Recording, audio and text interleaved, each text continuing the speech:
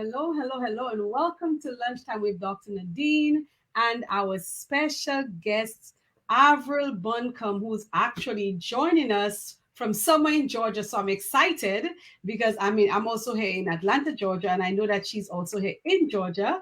And so I'm excited to have Avril here. Avril comes to us with a host of experience. She is an educator, she's also a speaker, she's an educational specialist, she's an entrepreneur. She holds a master's degree of science in education with an emphasis in emotional disabilities and a bachelor of science degree in education with I guess a focus on elementary ed. She's also a certified life coach, a motivational speaker. She has traveled extensively. She's done mission work in the US, Europe, South Africa, the Caribbean, and South America as well. And so we're excited, Avril, to have you on today. Welcome. Thank you so much for having me. Yes, it's overdue, but I'm excited that you're here and you're coming to us with a host of experience. One of the things I didn't mention is that Avril has created the Building the Family Framework, which actually helps people between the ages of 25 to 35 who grew up in dysfunctional families know how to overcome the fears that they have of forming their functional, healthy families. And that's what brings her to us today. So, if you're joining us, let us know in the chat where in the world are you joining us from today. We'd love to know. We have Rhonda Maynard locked in from Trinidad and Tobago. We're happy to have you here. Other ladies, as you come in, let us know where you're joining us from. So, Avril, I gave your professional introduction, but can you tell our viewers a little bit about you? I'm Avril Buncombe. As you have heard, I've been a teacher for years. I also been married for 40 years, October 1st. That's been a long time. But I do have a passion for helping people with their marriages. I recognize that for so long, even as a church, we have not done what we should do. We have not prepared people and we have not been there for them, even when they go through their struggles. So that's really what I'm passionate about. And I just want to share that to the world. I want to be that person that you could come to if you need help. I love it. I love it. And I believe that your topic and your area of speaking expertise is so important. But first, I want to congratulate you. 40 years of marriage. What an amazing just celebration, you know. I was literally like 5 when you got married and stuff like that. So I'm really excited for you. Congratulations to you and your family. So let's talk a little bit about, we have Deborah Brooks joining us from Atlanta. We also have KG Dorr joining us from St. Kitts. And so we'll have more folks coming on. So Avril, what brought us together? What brought our worlds together? Where did we meet? And how did you get into the speaker mentorship program? Okay, I saw you first on 3ABN with the prayer program that you had. And it was one morning, I think it was a year ago, I just happened to go on to an early morning prayer that you were on.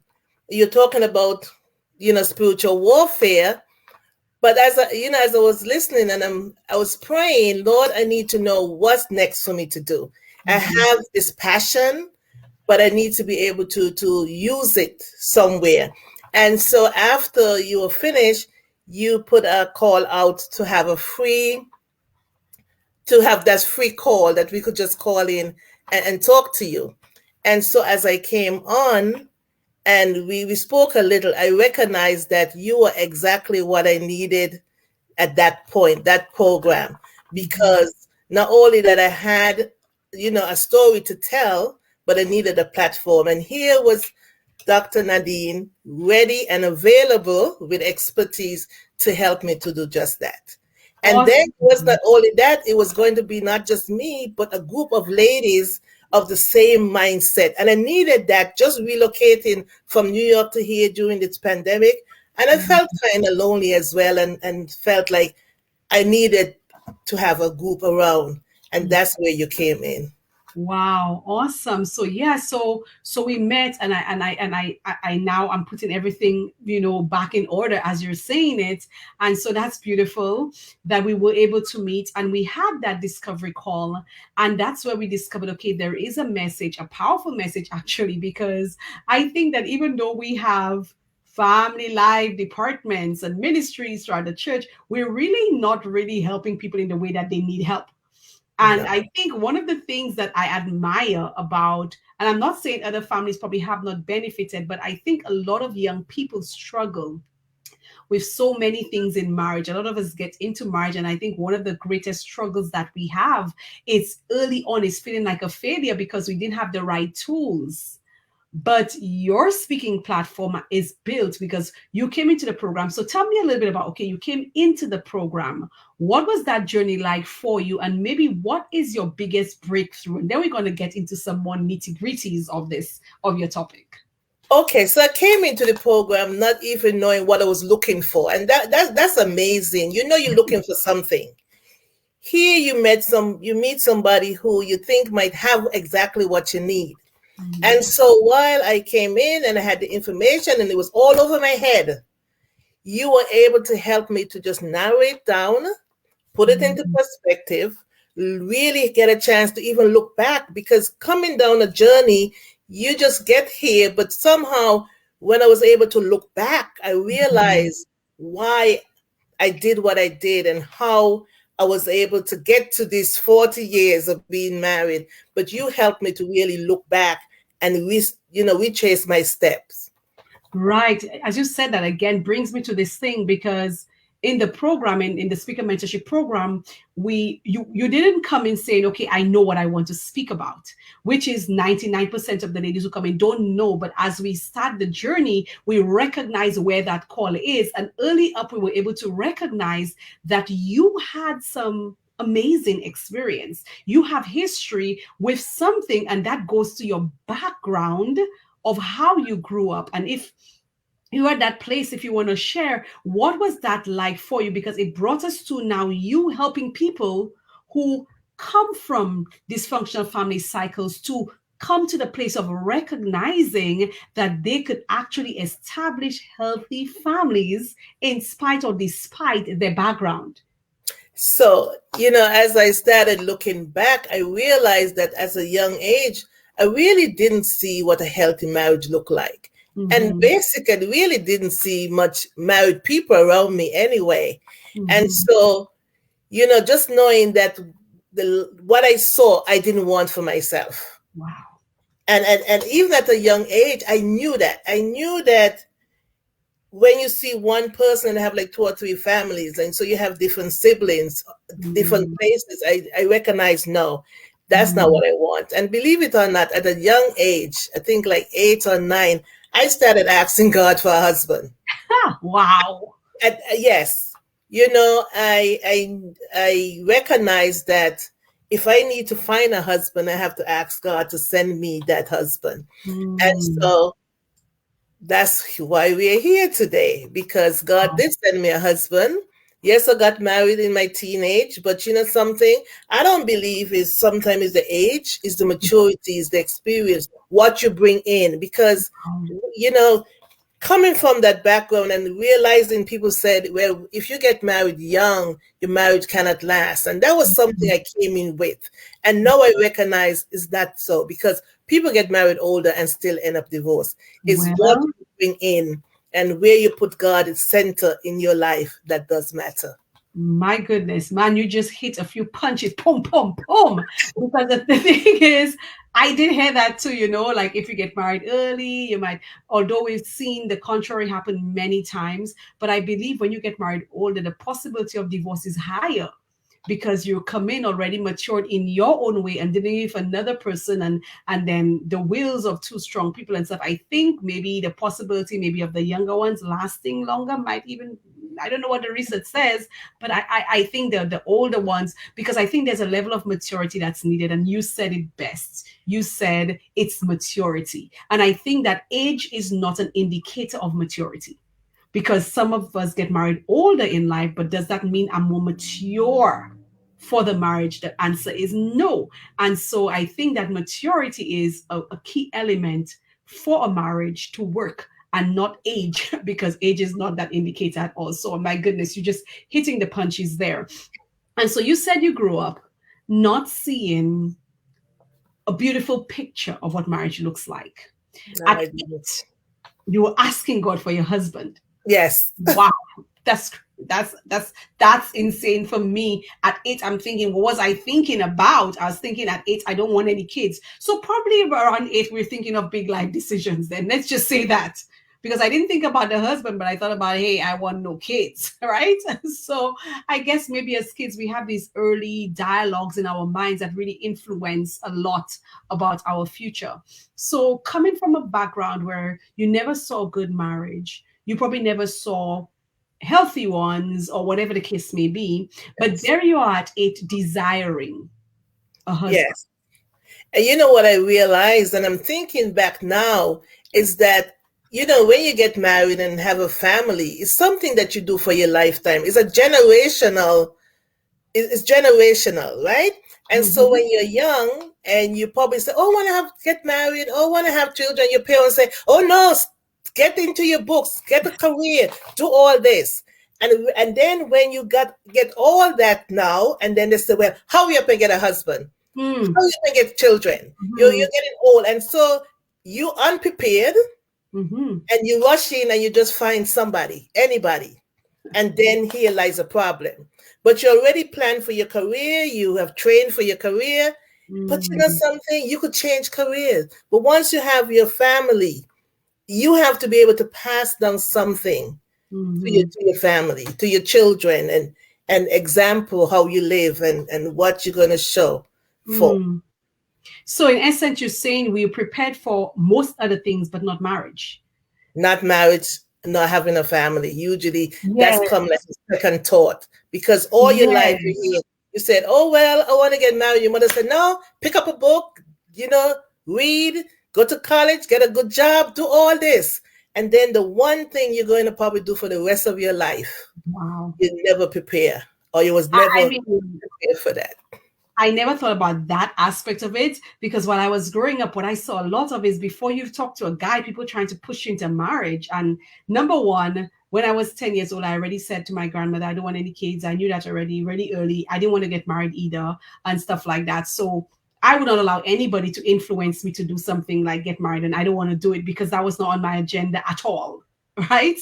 And we have one friend, Rhonda, who joins us, she says she's just been totally vulnerable here with us. And she's actually saying remarried at 56, and boy, it's a real challenge. And so we thank you so much, Rhonda, for being so open about it, because a lot of times we try to pretend, because I got married at 39, hardest thing I ever did in my life. I'm not going to kid you. I could do 6 PhDs back to back. It would be easier than this, right? But the thing is, because of, again, lack of preparation, because when I was growing up, I never read a book on relationships. I never read a book on marriage either, because it was not a desire of mine.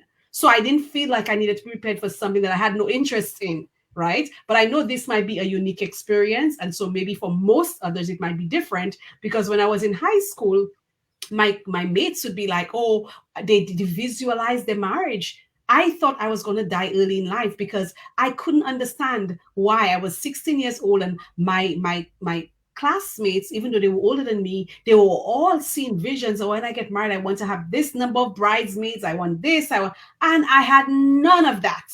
So I thought, okay, well, maybe I won't live to see an age to be able to have any of that. So I hear you clearly about the lack of preparation. So maybe we may have the dreams and the visions because it looks nice on TV, but practically, are we prepared for not only a decision today, but as you said, one of the things that should be lifelong?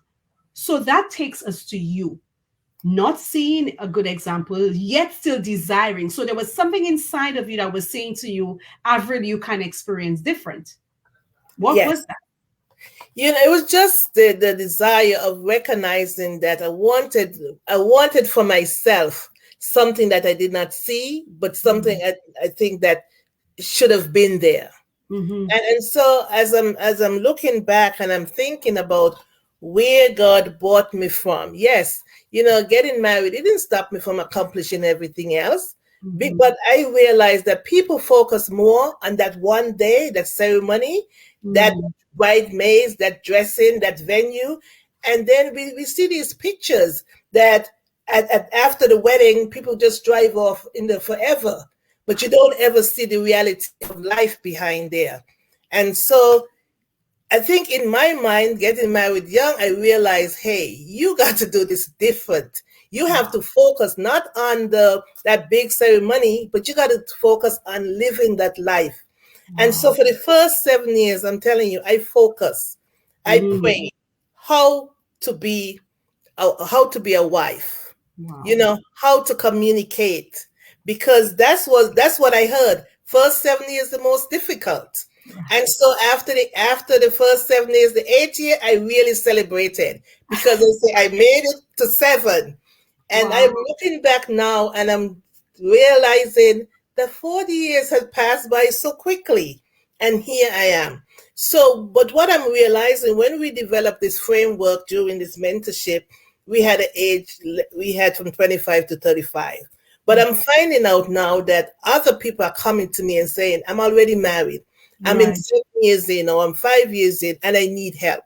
Mm. And so Okay. now I'm realizing that even people who are already married, looking, they want to have a Mm-hmm. relationship. And something else I didn't want to happen. I didn't want to just be married in name. I didn't Mm-hmm. want to go to that show. We come in the public and we're hugging and we're holding hands. And Mm-hmm. behind closed door, we don't even speak. And so I Mm. wanted my relationship to be real, that Amen. we had a friendship and a partnership. And so Mm-hmm. I know that even though you have a high percentage of married, there's still people who are married. But I believe that even half of the people who are married is not really happily married. And I Mm-hmm. believe that if you're going to be in a marriage or any relationship, you should be happy. And you should seek Word. to make it happy. You have to Word. seek to make it worthwhile. That same laughter you have on the outside, you have it on the inside. Amen. Mm. Listen, Avril, you're on fire because that so resonates with my own thoughts on this thing. And I think that we have a fundamental problem in our organization where we have so many people married but unhappy. And we act as if there's a badge of honor in staying in an unhappy situation. So I'm happy you're able to recognize that one, that a lot of married people, because I'm under that 7 years. And of course, like you said, the hard work to be done there. But one of the things I'm taking away from what you're saying is that marriages work and you put in the work early on, number one. The second thing is that you wanted to have the happiness outside that you have in. That's also important to me because I hate the pretense. I don't want to live a life that's not real to me. I prefer to not be in a marriage than to be in one that's a pretense because I want to be happy genuinely, the same way I'm with everything and everybody else. I want to be as authentic in that space as well. And a lot of times there's a struggle because of the judgments that come with if you step out of that marriage. Yes. But if you're going to be in it, make it worthwhile. I believe that. Yes. And if you need to get help, go and get Mhm. help. And I think what happened too is that when people in marriage, they kind of want to pretend that everything is okay and they feel the shame. And I think as a church, we make people feel shame. So why Mhm. is it not working? Why is not? But this you have not prepared, a place that people can come Mhm. and come without judgment and come and Mhm. say, hey, I'm having a problem. I think that when you see a sign of problem in your marriage the first time, don't wait for a second time. Go get help. Just Wow. like if you see something physically wrong with you, you go to the doctor. When something physically wrong in your marriage, get help.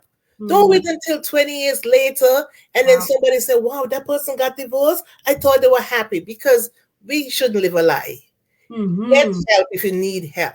Yeah, man, I'm so with you on the lie stuff. Early this year in January, I put a post online talking about the lies, how so many of us as Christians, as Seventh-day Adventists, we live lies because of our marriages. And I mean, I got a lot of lashes, but the thing is, it's so true because the more I interact with women and get to know stories, it's like a lot of us are living lies because we're pretending. I mean, you marry on paper, it's not working. And then some people do not want to let go of it because I guess they're afraid of the judgment. But do you think, I mean, that's outside of your what you're doing, but do you think that more can be done within the Christian community to prepare people for marriage, not just the premarital counseling, but in general? Because I personally believe that when I was growing up, I think that people were not honest enough. And so, so many of people like my age and stuff would have gotten married under the guise of what they saw marriage was from people who were living a lie. It's like we're Yes, not honest. We're not telling young people, okay, well, it's challenging. There are challenges you have to work through. We pretend as if it's the problem to stop premarital sex.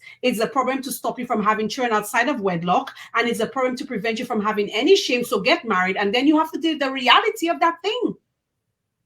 exactly. Exactly. And so I think that as a church or society, if we prepare young people, prepare them not only to get into a relationship, what to look for in the relationship, and as you what you look for, you have to know what you can deal with.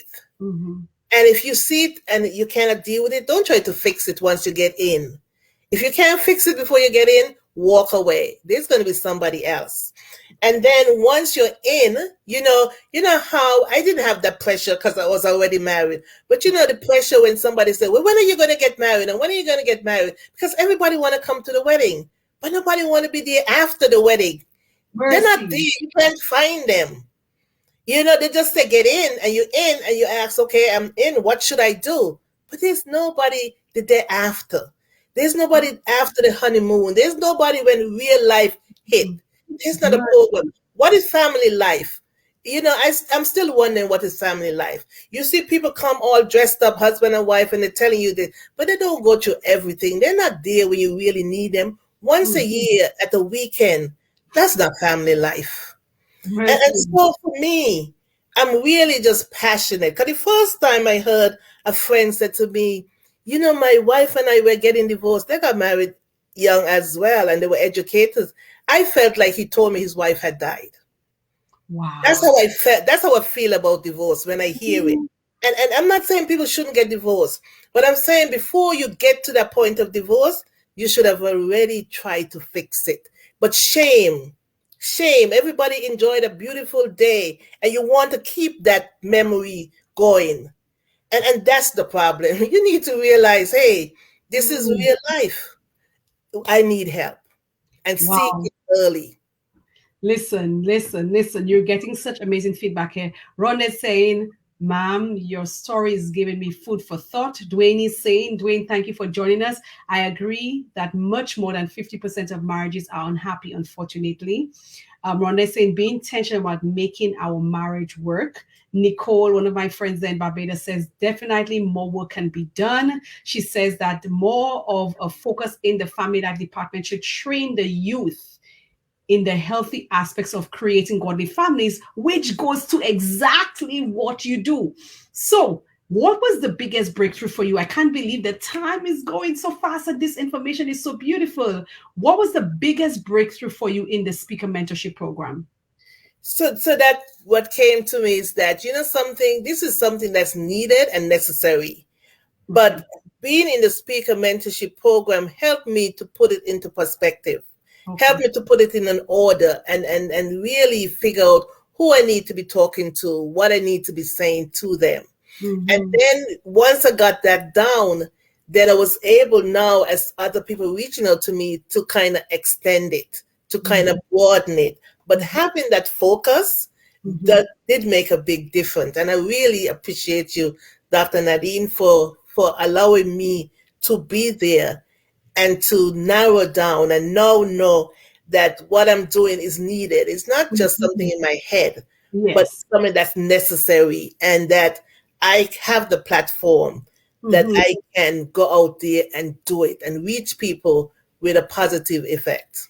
Yeah, and just based on the comments that we're just receiving today, you know that your topic is really important because this is some seriously overlooked stuff. Yes. Seriously overlooked stuff within Christianity. Specifically, I could speak for our religion because I've never been in another, and just recognizing, how ill prepared I was, even though I grew up in church and I was in Pathfinders and Master Guide and everything church had to offer and stuff. But there was not a level of readiness per se. I cannot blame anybody else but myself. But there are things that I believe that I could have received more in church. I would have loved people. I believe the biggest problem, that's just from my perspective, and I'm sure that I have friends who may feel the same way because we all grew up in church together, is the fact that I believe that too many of us are living these lies. And because we're not honest with the younger generation finds themselves in problems because if the older ones were more honest, more open about stuff, the challenges, and so we would go into marriage with a different mindset.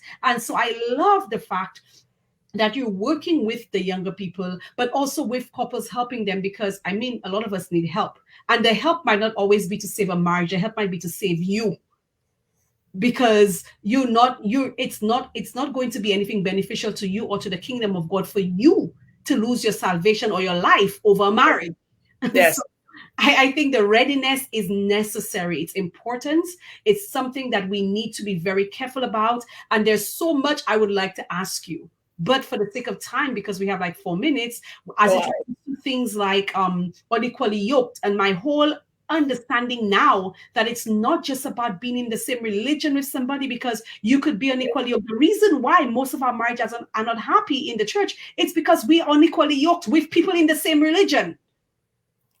Exactly. Yes, exactly. Because when you get into a relationship, if you don't have that connection and Mhm. you can't develop that friendship and understand that you need to nurture your marriage, you need to take care of it, and you can't just leave it up to itself because it's not going to work by itself. You have to put in as much effort. And sometimes you have to put in 110. And sometimes the other person have to put in 110. But it got to a point that you both need to come and bring something. And you talk about building up the kingdom of God. When we live in these relationships that are pure lies, then Mhm. how are we going to be saved? When we Mhm. pretending that because of our lifestyle, we make people think that everything is nice and dandy and they want to be just like you, but they don't know that your life is not the way it's supposed to be. And so we need to be honest and we need to say, I need help. And I think a lot of times we kind of shy away from other people. And even when people get to a point where they even get a divorce, the friends leave them.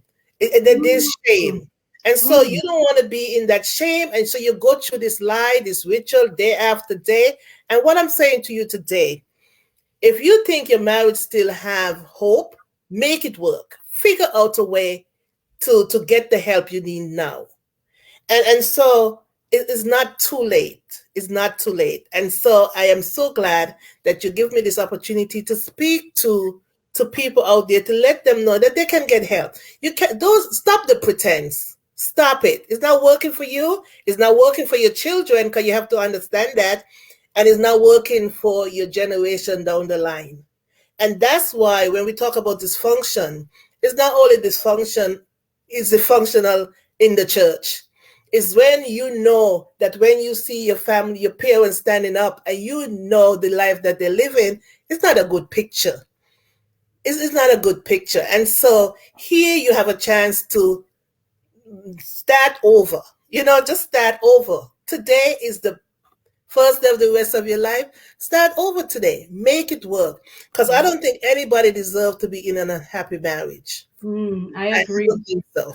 100%. And I know that because of our mindsets about, and the repetitions of words like God or like divorce, that so many of us are so unhappy. I mean, go find happiness. God created you for it. Find it.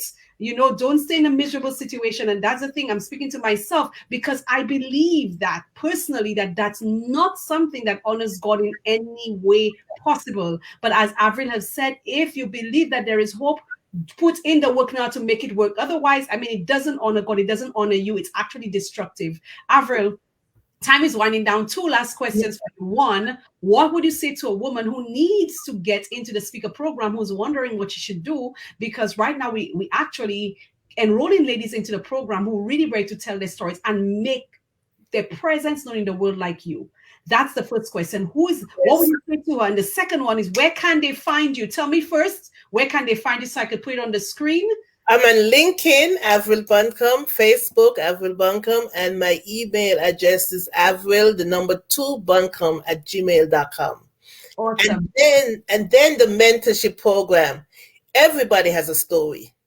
You might not remember the whole story, it might be bits and pieces, but if you come to the mentorship program, Dr. Nadine will help you to narrow down what that is and help you to go back and look back, because sometimes we don't want to look back, and in order to go forward you have to look back. And so with sharing with these other ladies as they're looking back, and if in this program is amazing, we all had different experiences, we all had different topics, and we all got to it in a aha moment at different time, but we all got to it. And That's so I am so glad. And I want to tell you, if you have a story, because we all do, join this program and you'll be able to share that story, because when you share your story, you're helping somebody else. And I'm hoping that my story today, as I've got it clear in my head, that is going to help so many people. And it's only because I joined the mentorship program, the speaking mentorship program, that I'm able to be here today to share my experience with you. Yes, Sister Albert, it was an honor working with you. It was an honor pulling out that when we recognize this is what God actually wants you to do, and then to get you to this point of where you can articulate so clearly what you're doing. I'm excited. We have some talks here, Nubian Queen. You can reach out to Albert. You have an email address. She says, we need you for a session here in Houston. That's where I was this past weekend speaking at the women's retreat. Dwayne has a question. He said, what if one is in an unhappy toxic marriage but doesn't have biblical grounds for divorce? We need to touch on that. But then Nicole is actually saying she's glad she joined the session. Powerful message. She said, keep up the awesome work. She's excited for what you are doing. Rhonda is saying, thanks for sharing. Dwayne's question is a question that bogs down so many of us, keeps so many of us in unhappy situations. Avril, I believe you need to do a live and talk about that. Probably do a live on Facebook that really addresses that. If you have any questions, send it to her. Her email address is on the bottom of the screen. When you get these questions, Avril, you can begin to do Facebook Lives to address these questions, because many people out there need answers. They are in toxic marriages, in toxic situations, but because we've been indoctrinated to believe so many things, that it keeps us in an unhappy situation, and many of us get sick. We get cancer. We get all kinds of crazy stuff happening to us because the thing is poisoning our system. And so we need you. We need your message. We need your help. And so you can reach her at avril2buncombe at gmail.com. You can reach her on LinkedIn, on Facebook. Avril, folks need your help right now. Ruth is saying, congrats, great information. And so we were excited to have you today. We look forward to seeing you answering the questions that are burning on our hearts, so that you can help more of us believe the truth, whether we are married or not. Yes, and if you get information early, believe the truth. Yes. All right. Yes, and getting the information early is important. So if you're still thinking about marriage, or it's not for you because of anything, I'm here to help you. And so with God's help, you could do it. And if you're in a toxic marriage, there's still help for you if you want to make it better. Right. So we appreciate your work. We appreciate that you are going to help more of us be prepared to get into that. We thank you for sharing your experience from your 40 years and taking the lessons that you've learned to help us be prepared for marriage, be prepared to make our marriages work if that's what that we desire to do. And we thank you for your help and the service that you're giving to women globally and families as well, because you're helping to save one family at a time. God bless you guys. See you tomorrow, where we have another guest on our lunchtime series. We thank you for being here with us today. God bless, guys. Bye-bye. Thank you.